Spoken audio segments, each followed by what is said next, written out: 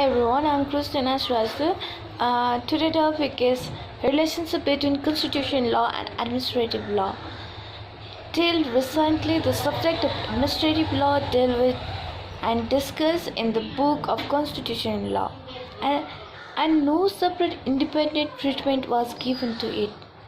इसको मतलब पहिला पहिला चाहिँ कन्स्टिट्युसन लमै एडमिनिस्ट्रेटिभ लको पार्ट्सहरू डिल गर्थ्यो र एडमिनिस्ट्रेटिभ ललाई कुनै पनि सिंगल डिसिप्लिन भनेर छुट्याएको थिएन.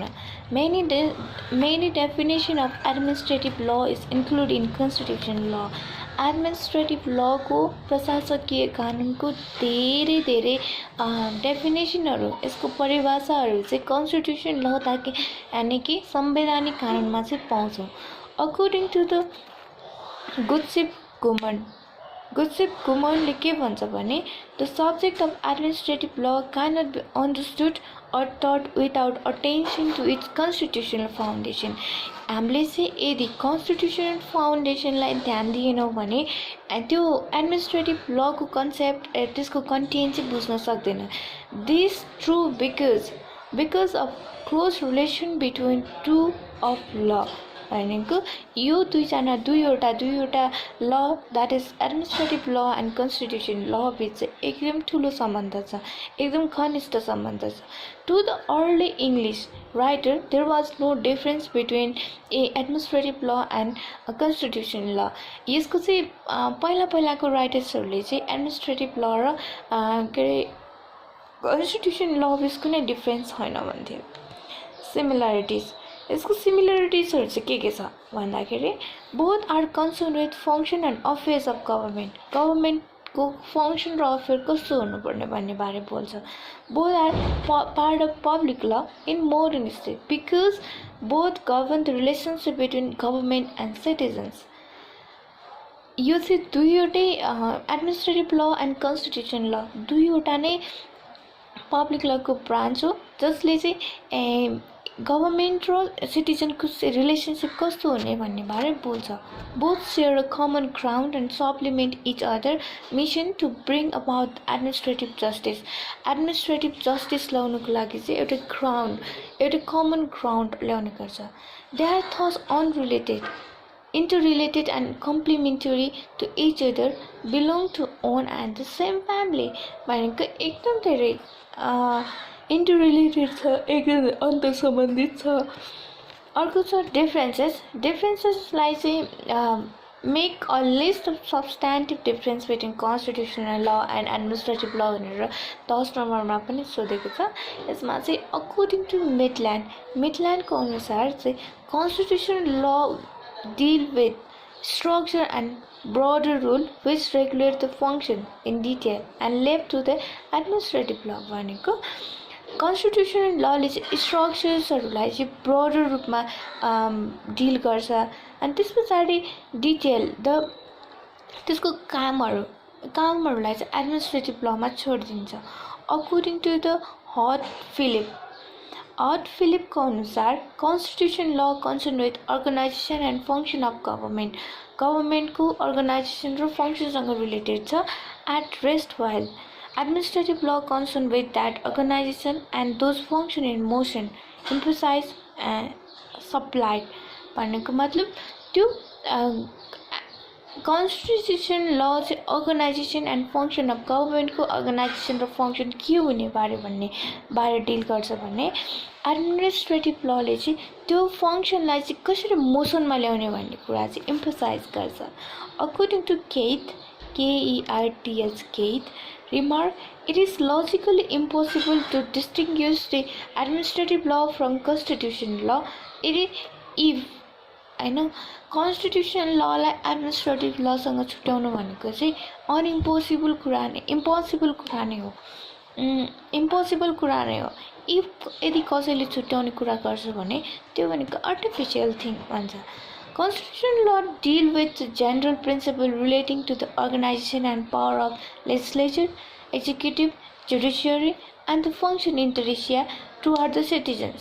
भनेको कन्स्टिट्युसन लले चाहिँ executive, judiciary, legislature सबैको रिलेसन विथ सिटिजनसँग चाहिँ डिल गर्छ. एडमिनिस्ट्रेटिभ ल इज अ पार्ट अफ, यो चाहिँ कन्स्टिट्युसन लको पार्ट हो, which deal in detail with the power and function of administrative अथोरिटिजको पावर एन्ड फङ्सनलाई डिल गर्छ, include the civil servant, public department, local authorities and the other statutory bodies.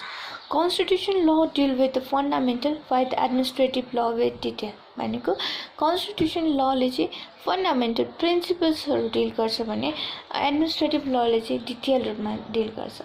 According to Holland को अनुसार the constitution law describe the various organ of government at rest, administrative law describe in motion. भनेको constitution लले चाहिँ गभर्मेन्टको अर्गनहरू के हुने भन्ने कुरा गर्छ भने त्यो अर्गनलाई कसरी चाहिँ फङ्सनिङमा ल्याउने, कसरी मोसनमा ल्याउने भन्ने कुरा चाहिँ एडमिनिस्ट्रेटिभ लले गर्छ. According to this view the structures of legislature and executive come within the purview of constitution law. भनेको स्ट्रक्चर कन्स्टिट्युसन लको पर्भ्यूभित्र चाहिँ लेजिस्लेचर्स, एक्जिक्युटिभ, जुडिसियरीहरू आउँछ, but their function come in purview of administrative law को purview मा चाहिँ त्यसको function आउँछ. Constitutional law deal with right and administrative law lays emphasis on public needs. Constitutional law चाहिँ rights सँग deal गर्छ, उता administrative law चाहिँ public needs सँग deal गर्छ.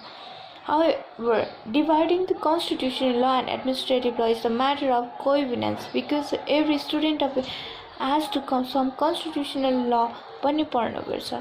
However, the scope of constitutional law चाहिँ एकदम broad हुन्छ administrative law because constitutional law ले चाहिँ in general power and structures of every legislature, executive, judiciary सबैको चाहिँ power and structure लाई deal गर्छ भने administrative law ले चाहिँ exercise the power only the government को power लाई मात्र. The legislative and the judicial branches are relevant for the study of administrative law only exercising control of administrative power.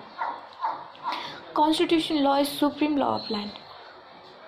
Formulate fundamental rights which are unavoidable and inalienable.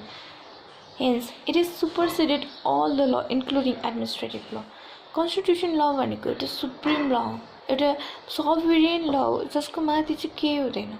तर administrative law does not provide right.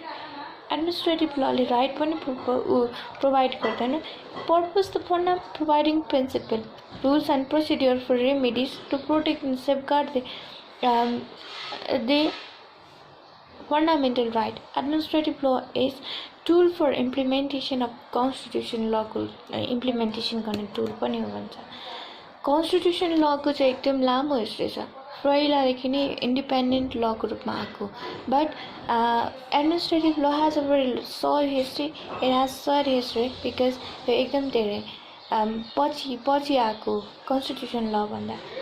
In the state with the written constitution, the source of constitution is constitution, while the source of administrative law may be constitution, statutory instrument, precedent, customs. While this distinction is very not clear and the quite blurred.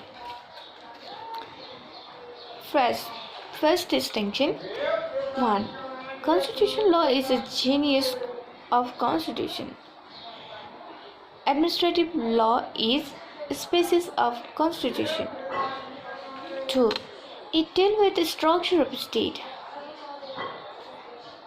while administrative law deals with the function of state. 3. Constitutional law is highest law.